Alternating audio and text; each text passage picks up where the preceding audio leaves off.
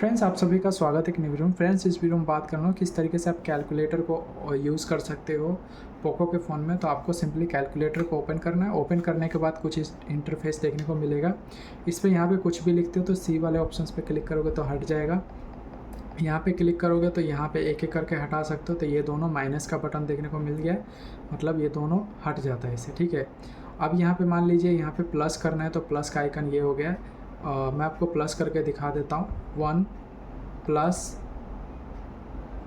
2 plus 2 कितना हो गया, 4 हो गया। तो यहाँ पे प्लस का हो गया, और माइनस 2 कर दिया तो 2 हो गया, इनटू प्लस 2 हो गया तो 2 हो गया। ये सब यहाँ पे आपको देखने को मिल जाता है।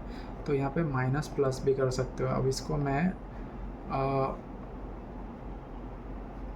ये कर दिया, आप देख सकते हो माइनस प्लस इंटू 1 आपको यहाँ पे देखने को मिल जाता है। तो यहाँ पे इस तरीके से आप कर सकते हो, भाग वगैरह सब कुछ देख सकते हो। इस तरीके से यूज़ कर सकते हो कैलकुलेटर। चलिए मिलते हैं next video. Thanks for watching.